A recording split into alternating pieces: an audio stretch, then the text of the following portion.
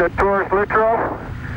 We'd like to dedicate the first steps of Apollo 17 to all those who made it possible. La dernière mission habitée du programme Apollo se pose sur la Lune le lundi 11 décembre 1972.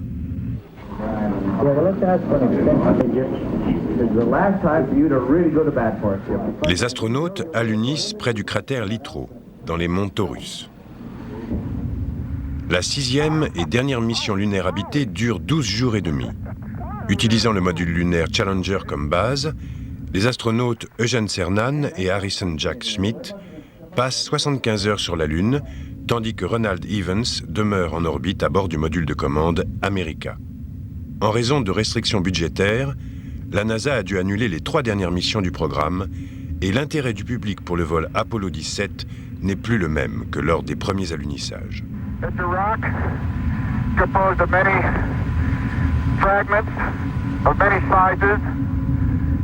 Ce vol, qui marque la fin du programme Apollo, marque aussi le début des missions à caractère scientifique. Du temps où elle était engagée dans une course contre la montre avec les soviétiques, la NASA avait choisi de développer l'équipement le plus simple possible pour envoyer ses astronautes sur la Lune. Et la pression engendrée par cette compétition acharnée l'avait également amené à choisir les premiers astronautes parmi une sélection de pilotes d'essai de l'armée américaine pour augmenter les chances de réussite des missions. L'équipage d'Apollo 17, en revanche, compte un docteur en géologie, diplômé de l'université d'Harvard, Jack Schmitt, le premier civil à aller dans l'espace.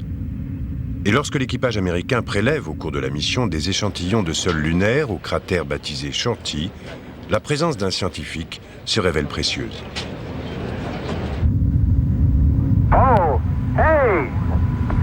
There is orange soil. Well, don't move it till I see it. It's all over. Orange. Don't move it till I see it. I've stirred it up with my feet. Hey, it is! I can see it from here. It's orange. Sur Terre, la présence de roches ou de terre orange ou rouille est souvent la preuve d'une activité volcanique.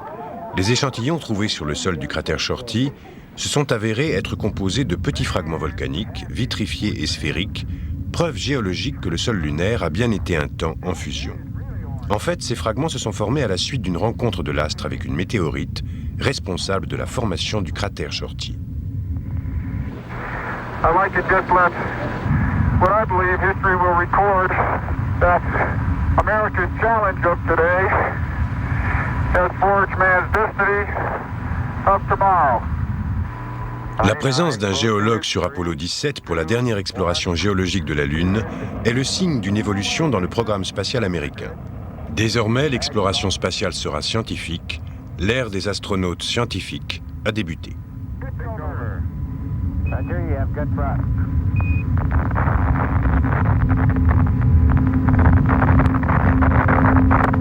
Okay, 30 seconds.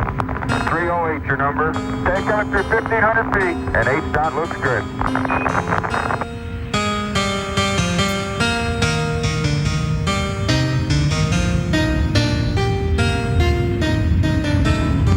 Good to see you. Good to have you all back up here. It's been a good trip.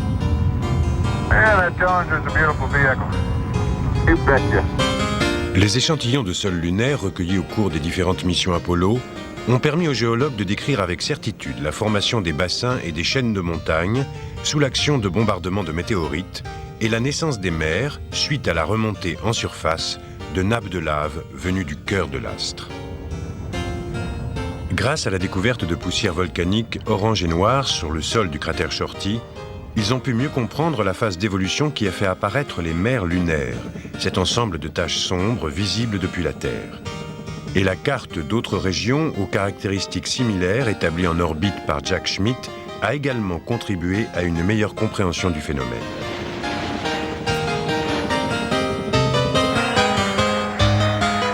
L'astronaute Gene Cernan dira du vol Apollo 17 qu'il représentait la fin d'un commencement. Et du point de vue scientifique, le programme Apollo constitue de fait un extraordinaire premier pas.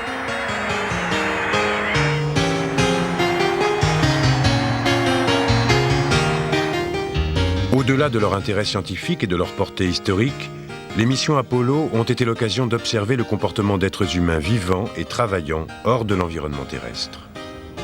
Et c'est précisément sur l'étude des effets sur l'organisme d'un long séjour dans l'espace que la NASA décide d'orienter son nouveau projet Skylab.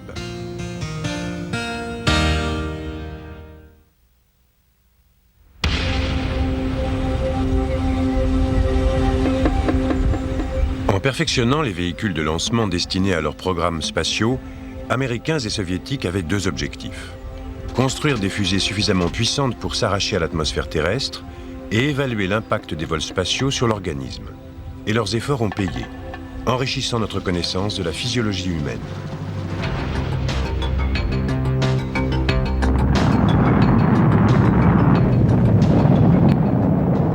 Dans l'espoir de remporter la course à l'espace, les deux superpuissances ont construit des fusées toujours plus puissantes et imposantes qu'ils ont équipées de systèmes toujours plus sophistiqués. Et chacune des deux a bénéficié des progrès réalisés dans le domaine des matériaux et de la miniaturisation des équipements, deux domaines essentiels à la fabrication des véhicules de lancement et des vaisseaux. Chaque première réalisée dans l'espace a certes eu pour effet de renforcer le sentiment d'unité et de fierté de la nation concernée, mais la préparation des vols habités a également débouché pour ces deux pays sur des avancées plus concrètes. Les premières évaluations cliniques de candidats astronautes ont lieu à la fin des années 50 pour la préparation du vol Mercury. Selon le docteur Randy Lovelace, qui supervise le bon déroulement des examens médicaux, l'évaluation de l'état de santé et de la condition physique des 32 premiers candidats a été réalisée par des spécialistes issus de tous les domaines de la médecine. C'est à notre connaissance l'étude la plus complète jamais réalisée sur un groupe d'individus.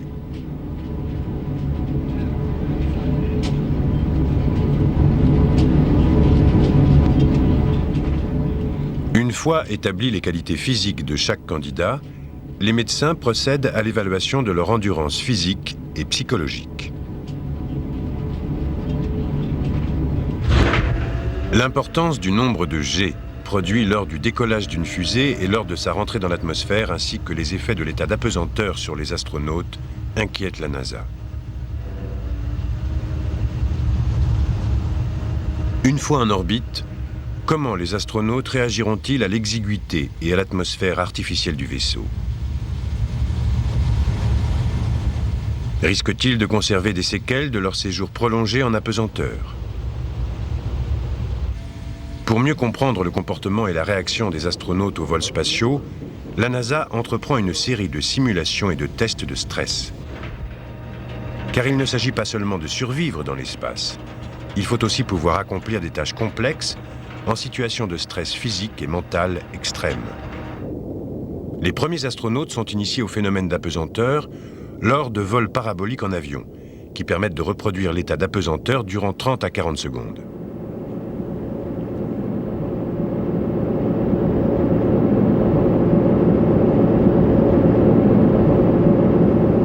Les premières études sur les effets à long terme de l'apesanteur se font sur des sujets qu'on oblige à garder le lit pendant une longue période. Ces expériences confirment l'hypothèse des scientifiques. L'apesanteur entraîne une perte de protéines musculaires et une décalcification des os. Le deuxième sujet d'inquiétude pour la NASA porte sur la circulation sanguine. On pratique des tests sur table pivotante qui permettent à un sujet de se tenir debout sans utiliser les muscles de la partie inférieure du corps, muscles dont la contraction contribue à faire remonter la masse sanguine vers le cœur. Ces réflexes musculaires s'avèrent moins efficaces après une longue période d'alitement ou un séjour dans l'espace, ce qui provoque souvent une baisse de la tension artérielle et des vertiges. Dès les débuts du programme, les Américains perfectionnent les contrôles à distance des fonctions vitales. Les instruments de télémesure, notamment, vont permettre aux médecins de surveiller l'état de santé des astronautes. Au cours des premières expériences, les astronautes ne sont séparés du médecin que par la paroi de la salle de test. Plus tard, lors des vols Mercury, Gemini et Apollo, le médecin pourra les suivre depuis le centre de contrôle.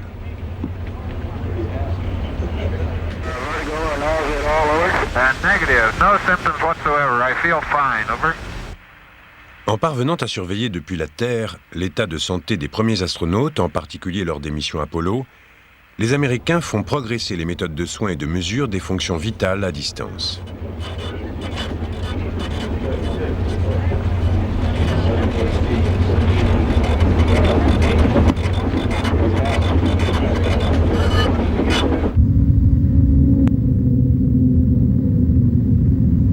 Des capteurs, chargés de mesurer le rythme cardiaque, la respiration, la pression artérielle et le pouls, sont fixés à un harnais que les astronautes portent sous leur combinaison spatiale.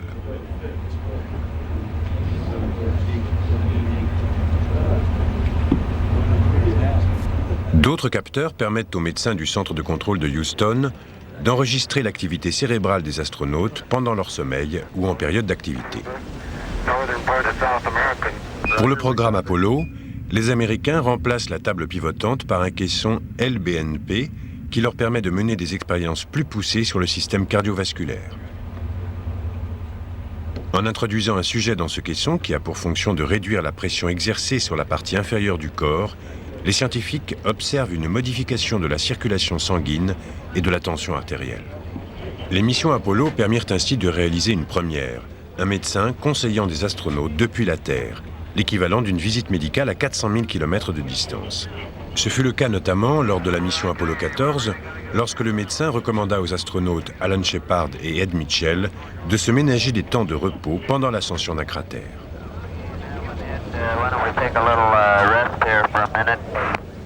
Shepard Mitchell heart rates going up to about 120 while they're traveling uphill. With the higher rates, this occasioned the rest stop. Well, wait a minute, maybe I'm being deceived.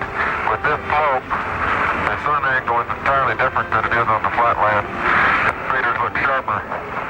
Prenant la suite d'Apollo, Skylab va approfondir l'étude des effets sur l'organisme d'un séjour prolongé en apesanteur. Pour les astronautes, il ne s'agit plus d'explorer la Lune, mais d'étudier leur propre réaction à la vie dans l'espace. Et chacune des 3 missions habitées permettra d'étendre les possibilités de surveillance et de recherche médicale sur des sujets vivants et travaillant en orbite.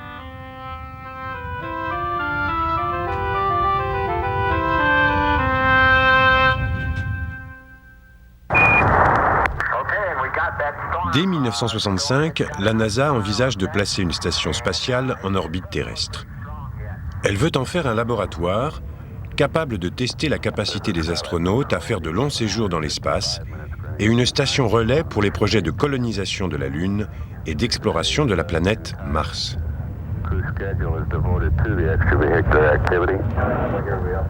Dans un premier temps, la NASA envisage l'approche WET, qui consiste à injecter une fusée Saturne ou Atlas en orbite, puis à l'aménager pour en faire une station orbitale.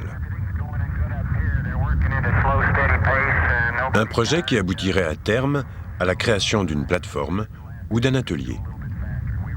Pour le mener à bien, il faudrait purger en orbite les réservoirs de carburant des véhicules de lancement, puis les transformer en espace habitable, une entreprise que la NASA finira par juger irréalisable.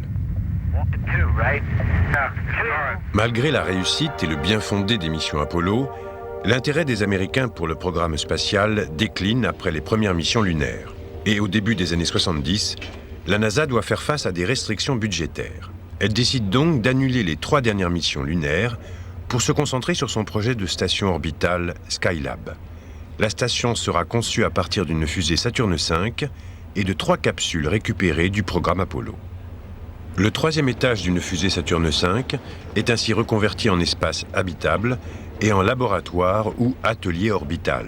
Et le 14 mai 1973, la station américaine est injectée en orbite basse. Mais ce lancement n'a rien d'une première. Si elle s'est laissée distancer par les Américains dans la course à la Lune, l'URSS a alors déjà placé plusieurs stations en orbite. Dès 1971, les Soviétiques ont lancé Salyut 1, un observatoire astronomique qui est resté 5 mois en orbite. Et Salyut 2, sans doute conçu à des fins militaires, a été lancé 1 mois avant Skylab.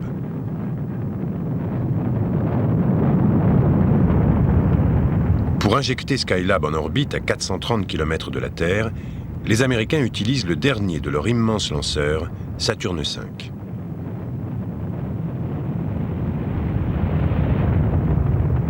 50 ans plus tôt, Hermann Oberth, l'un des précurseurs de l'astronautique allemande, a été le premier à entrevoir la possibilité de placer une station spatiale en orbite, et les scientifiques vont désormais pouvoir recueillir les fruits d'un rêve devenu réalité.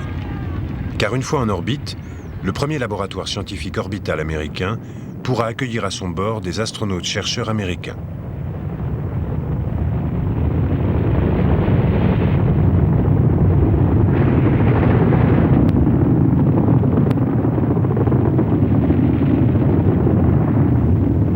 Une minute après le décollage, alors que la station entre dans sa phase de vibration maximale, les données télémétriques indiquent que le bouclier micrométéorique s'est déployé prématurément. Un peu plus tard, les panneaux solaires se mettent à émettre un faible signal électrique.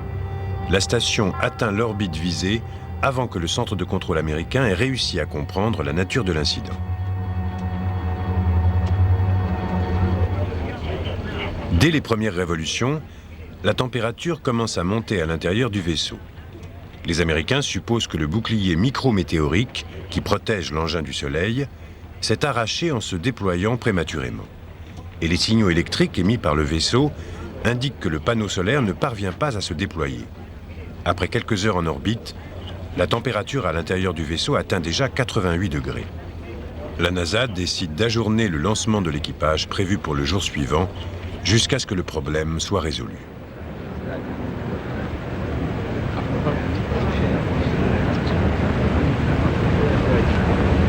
Il faudra 5 jours aux techniciens de la NASA pour mettre au point un système capable de remplacer le bouclier micrométéorique endommagé. Ils fabriquent le parasol, un dispositif simple et efficace qui pourra être déployé depuis un sas expérimental par l'équipage de la station.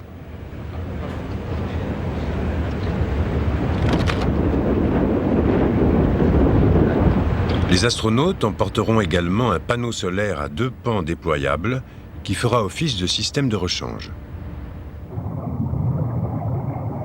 Ils s'entraînent à déployer le parasol dans le simulateur sous-marin du Centre spatial Marshall.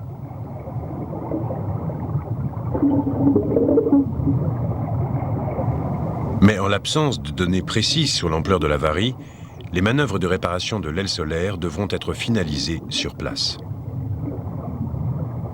Pendant ce temps, le centre de contrôle a réorienté le satellite afin de limiter son exposition au soleil et stabiliser sa température intérieure.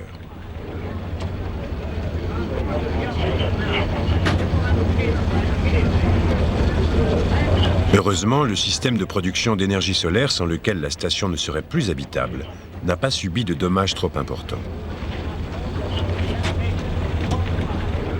Les astronautes de Skylab 2 se préparent aux manœuvres de rendez-vous dans l'espace avec une station partiellement endommagée. Ils décollent avec 10 jours de retard sur le programme. C'est le capitaine Charles Pete Conrad qui commandera Skylab 2. Il a déjà participé aux missions Gemini 5 et 11 et procédé à un alunissage lors de la mission Apollo 12. Le commandant Paul Weitz, lui, sera chargé de piloter la station.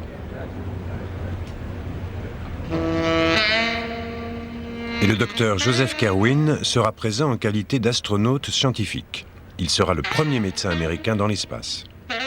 Ces 3 hommes ont pour mission d'arrimer le module de commande à la station, de déployer le parasol et de réparer l'aile solaire. S'ils échouent, les Américains pourront tirer un trait sur leur premier laboratoire orbital.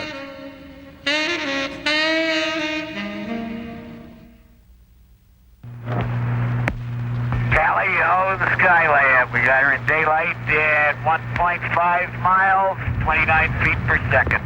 Roger, Pete, copy. TV picture. 7h30 après le décollage, les astronautes approchent de leur cible. Pete Conrad procède à une première inspection visuelle de l'atelier orbital, puis fait son rapport au centre de contrôle. Roger, copy. His brief description is his suspected solar wing 2, right? No, 2 is gone. Completely off the bird.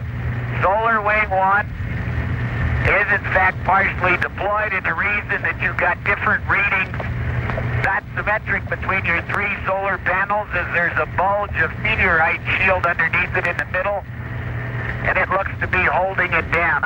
Roger, copy. Okay, Houston, it looks like the meteoroid shield at the upper vent panel on the SAT plane has wrapped around it just slightly. Where are we? Roger. Pete, from which side of the SAS is the meteoroid shield slightly wrapped around? Is it on the side of the main tunnel? La station a perdu l'aile solaire numéro 2. Le revêtement protecteur recouvert d'une fine pellicule d'or, qui aurait dû être abrité sous le bouclier thermique et antimétéorite, est complètement noirci sur la face exposée au soleil. Alors qu'ils font le tour de la station, les astronautes ont la confirmation qu'un morceau du bouclier est venu s'enrouler autour de l'aile solaire numéro 1, empêchant son déploiement. My guess is that our easiest thing to do is just go to the end and try and deploy it. Les astronautes arriment leur vaisseau à Skylab et passent la nuit dans le module de commande. Le lendemain, ils passent la matinée à activer et à vérifier les systèmes de l'adaptateur d'arrimage multiple et du module SAS. Leur première tâche consiste à préparer le déploiement du parasol et, du moins ils l'espèrent, abaisser la température à l'intérieur de la station.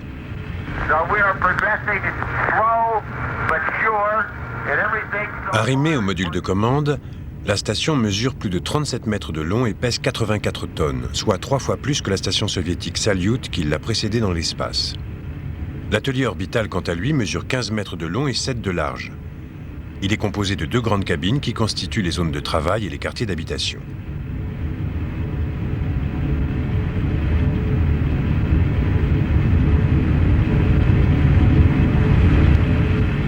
Paul Weitz et Pete Conrad introduisent le réceptacle contenant le parasol dans le SAS expérimental.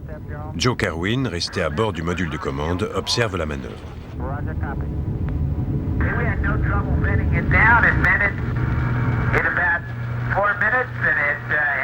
Après 4 heures de manœuvre minutieuse, le parasol est entièrement déployé.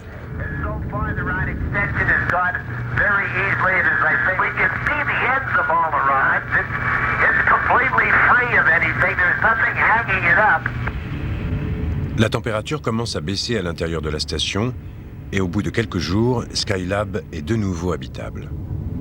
Les astronautes entament alors le programme de tâches prévues pour la mission, mais leur maison orbitale n'est pas encore entièrement réparée. Au bout de 5 jours, il devient évident qu'en l'absence de l'aile solaire numéro 2 et avec l'aile numéro 1 endommagée, la puissance électrique disponible est largement insuffisante pour atteindre tous les objectifs de la mission.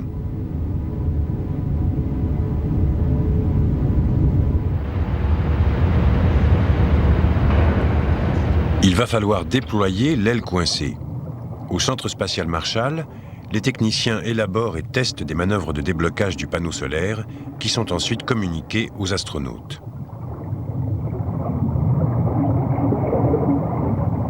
Pete Conrad et Paul Weitz sont chargés de réaliser la sortie pour procéder à la réparation.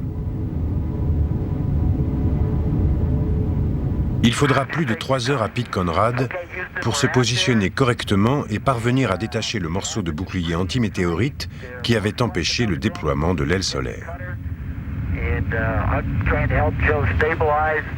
Une fois terminée la procédure de réparation, la station est réorientée et sa puissance électrique double. Pour Conrad, Weitz et Kerwin, c'est une deuxième victoire qui ouvre la voie aux 6 astronautes qui viendront après eux vivre et travailler à bord de Skylab.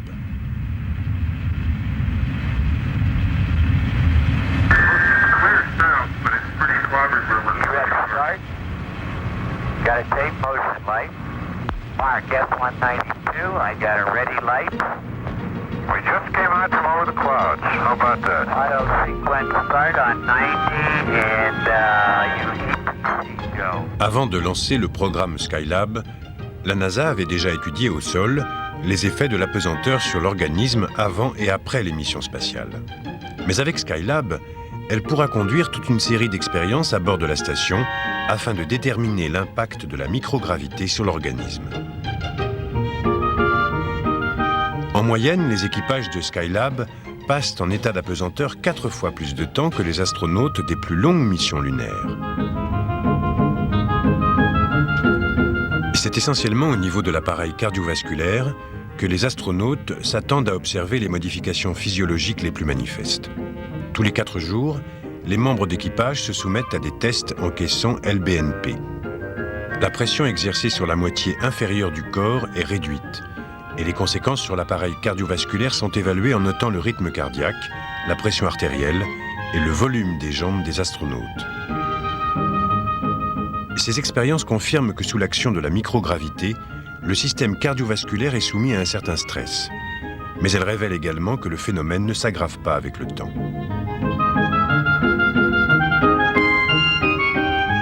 Les astronautes mesurent aussi la résistance de leur métabolisme à l'aide d'un vélo-ergomètre qui leur permet de faire travailler cœur, muscles et poumons.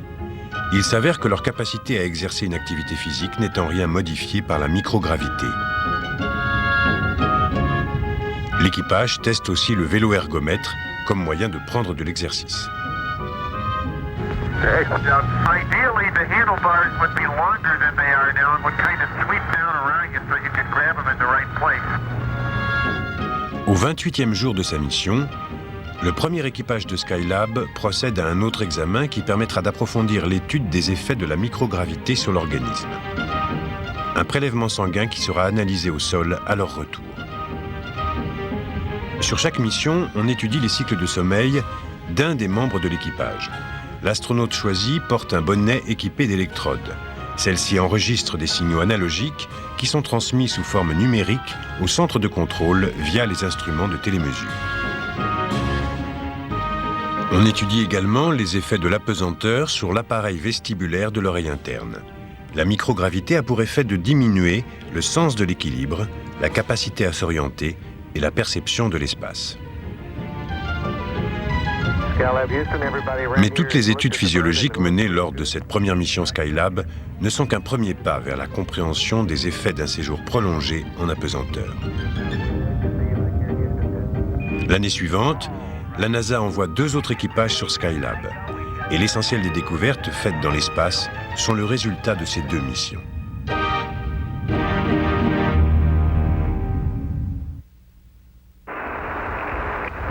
Alan Bean, qui prépare à la mission lunaire Apollo 12, le docteur Owen Garriott et Jack Lousma forment l'équipage de la 2e mission habitée sur Skylab. Dick, is really blowing in the breeze. Looks like about a 10 or 15 knot gale every time the thrusters fire, and it's just a very gentle fly around here. Mais les moteurs du module de commande vont poser de sérieuses difficultés à Skylab 3. Les astronautes ont été injectés en orbite par un lanceur Saturn B1. Et c'est un module de commande issu du programme Apollo qui leur sert de vaisseau. Après l'arrimage réalisé par Jack Lousma, ils découvrent que 2 des 4 moteurs du module de commande perdent leur carburant. Il faut les éteindre, ce qui signifie qu'ils ne disposeront plus que de 2 moteurs pour manœuvrer le vaisseau au moment de la rentrée atmosphérique. La NASA met au point un plan de sauvetage qui prévoit le départ d'un 2e module de commande chargé le cas échéant de ramener les astronautes sains et saufs sur Terre. L'équipage, lui, met la station en route en tentant de lutter contre le mal de l'espace, également appelé syndrome d'adaptation à l'espace. To give you a feel where we are at the moment, we're beginning to eat our meal right now. We've had to move extremely slowly to keep from causing any vestibular problems with ourselves. By that, I think both Owen and I have a little bit of stomach awareness, so we tend to be fairly careful how we move. Le mal de l'espace provient de la façon dont le cerveau interprète les informations venues de l'appareil vestibulaire. Celui-ci, localisé dans l'oreille interne, fournit en effet au cerveau les données qui permettent de régler l'équilibre.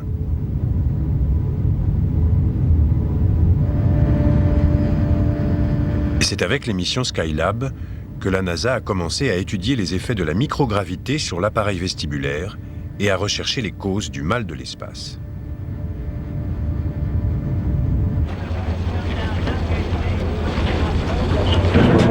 Hey, Al, this is Chris Kraft. Go ahead, Chris.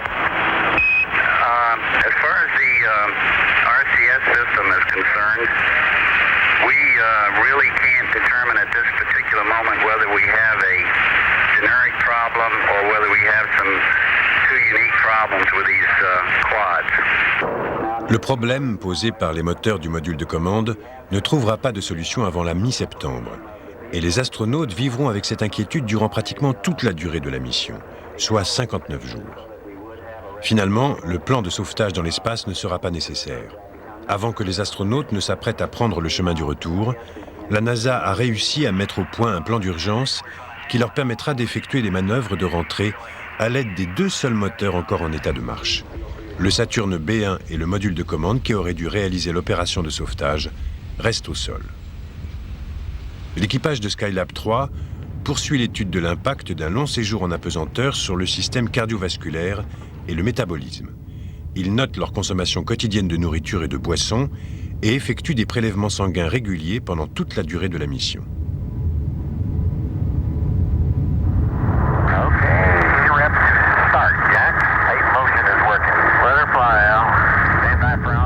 Avec l'IREP, l'équipement expérimental d'échographie qu'ils ont emporté à bord, les astronautes peuvent profiter de leur position en orbite pour étudier l'environnement, les conditions climatiques et les ressources de la planète. Ils conduisent notamment des études photographiques à l'aide de 6 appareils équipés de lentilles capables de filtrer certains spectres de lumière. Leur équipement comprend également un télescope très puissant qui leur permet d'observer certains points sur Terre et dans l'espace. Le programme de recherche de Skylab 3 comprend aussi des expériences en sciences des matériaux, et notamment la fabrication de roulements à billes, de sphères parfaites et de cristaux à l'aide d'un canon à électrons. Les astronautes découvrent que la microgravité permet de créer des cristaux plus gros et plus uniformes, utilisables en électronique, pour miniaturiser et optimiser l'efficacité énergétique des composants.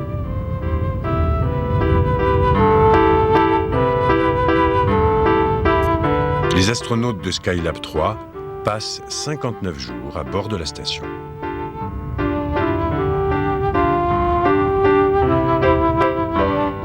Au cours de leur mission, ils fixent un 2e écran solaire au-dessus du parasol installé par l'équipage précédent, parcourent plus d'1 million de kilomètres et, en dépit des 2 moteurs déficients de leur module de commande, réussissent à rentrer sur Terre, sains et saufs, le 25 septembre 1973.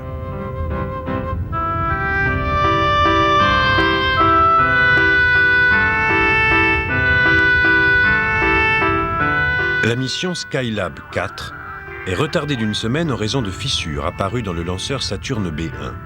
Mais quand débute le 30e vol habité américain en novembre 1973, son équipage s'apprête à passer plus de temps dans l'espace que tous les astronautes qui les ont précédés.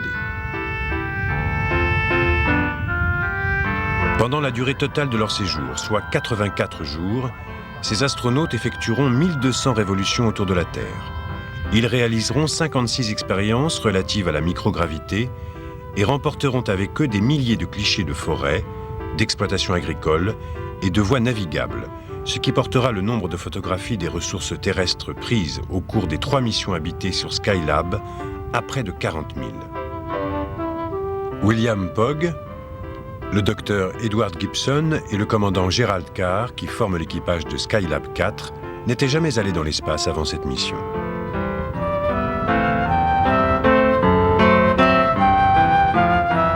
Les débuts de la mission sont décevants. Affaiblis par le mal de l'espace, William Pogge et Gerald Carr sont contraints de ralentir leurs activités durant les 3 premiers jours. Et la NASA allège leur programme pour leur permettre de s'adapter à leur nouvel environnement. Mais dès le 4e jour, les 3 membres d'équipage entament des recherches dans le domaine des ressources terrestres, de l'astrophysique, de la biomédecine et de la physique solaire, et se lancent dans une série d'expériences sur le traitement des matériaux. La première station spatiale américaine a rempli sa mission. Elle a su rendre possible une présence humaine hors de l'atmosphère terrestre. Certes, Skylab a essuyé quelques revers et connu des difficultés, mais rien que n'ait pu résoudre ceux qui ont fait entrer l'Amérique dans l'ère spatiale. Les astronautes et les équipes au sol ont su vaincre toutes les difficultés et recueillir une manne d'informations sur les conséquences physiologiques de la microgravité. Et si l'on en croit ces images, travailler et vivre dans l'espace a parfois aussi été une partie de plaisir. Tous les équipages qui se sont succédés sur Skylab ont réussi à mener à bien leurs activités extravéhiculaires, prévues ou improvisées, notamment les manœuvres de réparation du matériel endommagé. Skylab 2 a dû réaliser une marche dans l'espace pour débloquer l'aile solaire. Skylab 3 a fixé un nouveau panneau solaire au-dessus du parasol. Skylab 4 a dû procéder à la réparation d'une antenne radio déficiente lors d'une sortie en tout début de mission. Ces sorties dans l'espace prouvent que l'ingéniosité humaine peut venir à bout d'une difficulté imprévue, et elle plaide pour la poursuite du programme de mission habitée.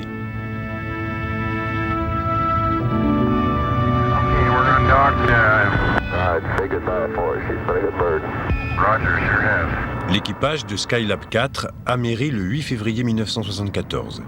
Bien que légèrement affaiblis par la diminution de leur masse musculaire, les astronautes sont en bonne santé.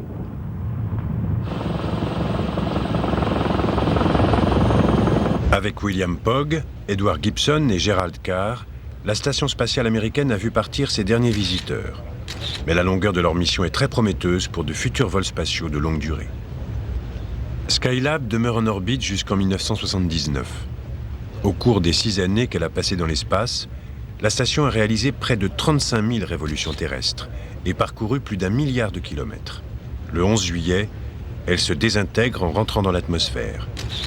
Les débris incandescents de la première station américaine se dispersent au-dessus de l'océan Indien et d'une région désertique de l'ouest australien.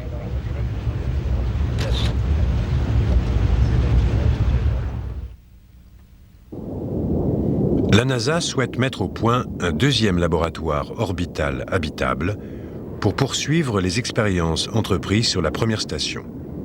Mais soumise à des restrictions budgétaires, elle est contrainte de modifier ses plans au profit d'un nouveau projet, la conception d'un système de transport spatial réutilisable.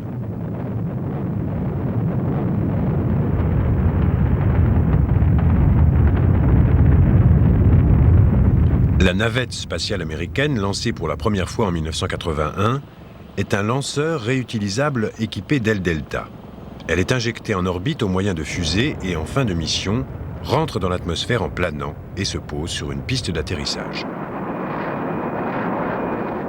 Au départ, l'engin devait servir de vaisseau spatial réutilisable pour acheminer des équipages et du ravitaillement vers une future station spatiale permanente.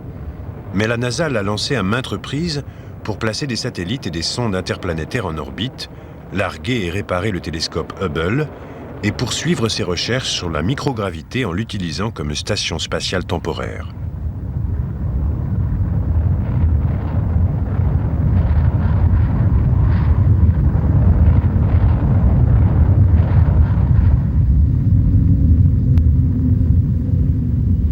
La navette peut également emporter dans sa soute un module appelé Spacelab, qui fournit un espace supplémentaire pour la réalisation d'expériences. Conçu par l'Agence spatiale européenne, le Spacelab prend part aux missions des navettes américaines depuis 1983. Ce laboratoire spatial a contribué à la poursuite des recherches sur les conséquences physiologiques de la microgravité et aux expériences en sciences des matériaux. Lors de missions relativement courtes, le Spacelab permet également de réaliser des observations de la Terre et du cosmos.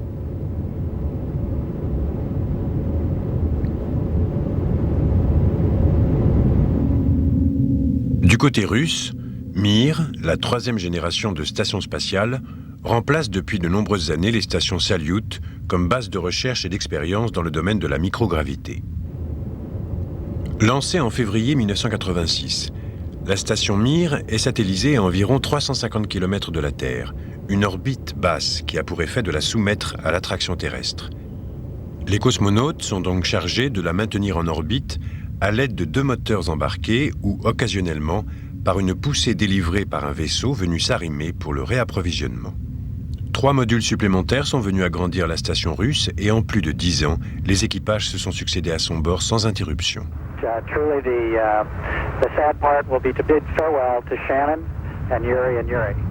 Cosmonautes et astronautes ont appris à travailler ensemble à bord de la station.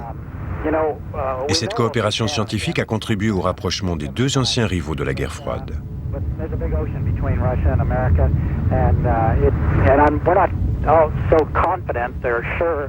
Mue au départ par un esprit de compétition, l'exploration spatiale est désormais une entreprise commune à plusieurs nations, visant à enrichir nos connaissances scientifiques. Toutes les 6 à 8 semaines, Mir est réapprovisionné par un vaisseau cargo Progress. lancé par une fusée A2, Progress peut transporter environ 2200 kg de matériel, nourriture, carburant, eau et équipements scientifiques. Pour l'arrimage avec la station spatiale, le vaisseau inhabité est guidé par 2 caméras de télévision et une antenne de rendez-vous. Les satellites habités et inhabités ont permis des avancées notables dans le domaine de contrôle de la pollution atmosphérique, sans compter l'observation et la cartographie des ressources naturelles de la Terre, de la croissance urbaine et de l'érosion des sols. Depuis les premières expériences sur les ressources terrestres réalisées il y a plus de 25 ans sur Skylab, jusqu'aux photographies multispectrales du satellite américain Landsat, les techniques d'observation de la Terre nous ont offert une image de plus en plus précise de notre planète. Et ces techniques ont trouvé d'autres applications, notamment dans le domaine de l'imagerie médicale. Car c'est des techniques développées pour l'espace que sont nées la scanographie et l'imagerie par résonance magnétique, ou IRM, et les images numériques haute définition ainsi obtenues ont totalement révolutionné l'outil de diagnostic.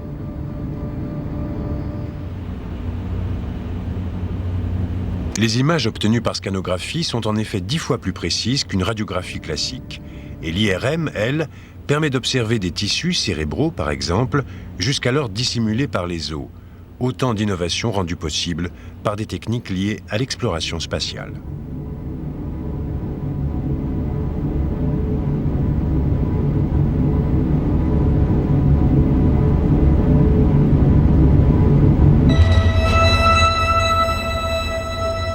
Il en est de même pour les ballons utilisés en angiographie, pour rétablir la circulation sanguine dans des artères obstruées et prévenir les incidents cardiaques.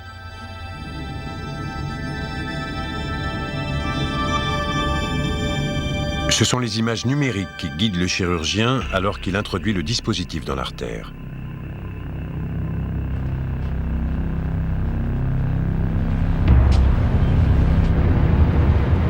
Les instruments de télémesure, eux, ont trouvé leur place dans les hôpitaux modernes. Tout comme le centre de contrôle pouvait surveiller les fonctions vitales des astronautes sur la Lune, les hôpitaux utilisent les techniques de biotélémétrie pour suivre l'état de santé des patients, y compris dans l'ambulance qui les conduit aux urgences ou sur les lieux d'une catastrophe naturelle ou provoquée.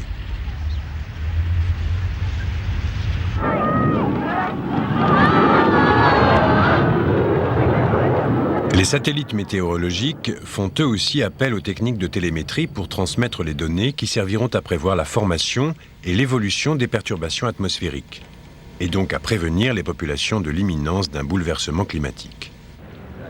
Les satellites peuvent aussi observer et mesurer l'amincissement de la couche d'ozone, qui protège la Terre des rayons ultraviolets du Soleil, un phénomène dont on sait qu'il risque d'entraîner un réchauffement de la planète, une augmentation des cancers de la peau et un bouleversement des pluies et des climats.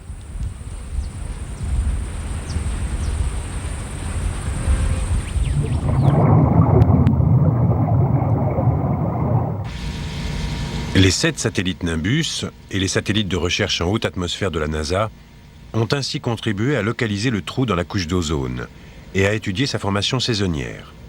Mais c'est sans doute dans le domaine de l'environnement que les expériences spatiales ont joué le rôle le plus bénéfique.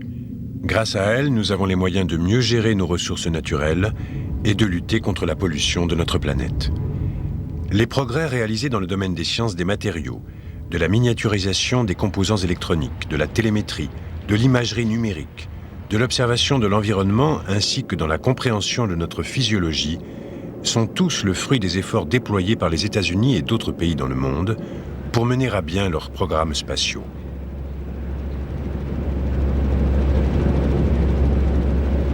En 1984, Ronald Reagan annonçait un projet de station spatiale habitée en permanence, en partenariat avec les agences spatiales canadiennes, européennes, russes et japonaises. Freiné par des difficultés budgétaires, ce projet international présente néanmoins de nombreux avantages.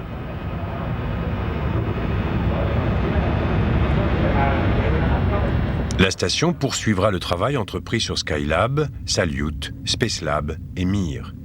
Elle pourra servir à la fois d'observatoire astronomique, de base pour des missions d'exploration spatiale et de plateformes orbitales pour accueillir des expériences en sciences des matériaux et des études sur les conséquences physiologiques de la microgravité.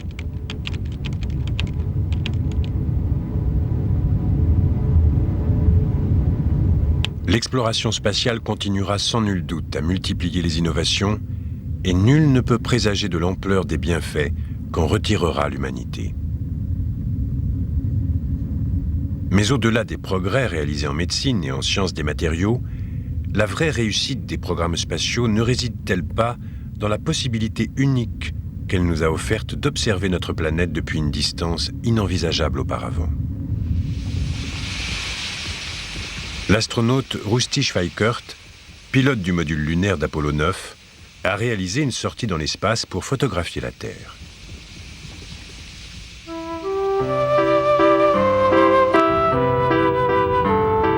Durant l'un des rares moments de loisir que lui accordait un programme de travail bien chargé, il s'est arrêté quelques instants pour réfléchir à son expérience.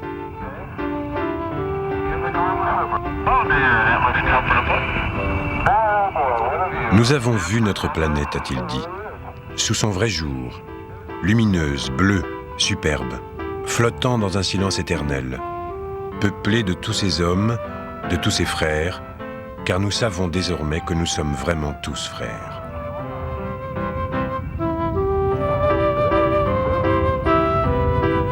Dépasser les limites de l'atmosphère terrestre pour observer notre planète avec plus de recul, comprendre combien nous nous ressemblons et avons besoin les uns des autres, c'est bien là la plus grande leçon de l'aventure spatiale.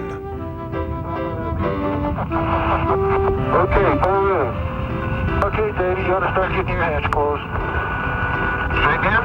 You gotta start getting your hands closed if you're not already doing it. Oh, it's closed.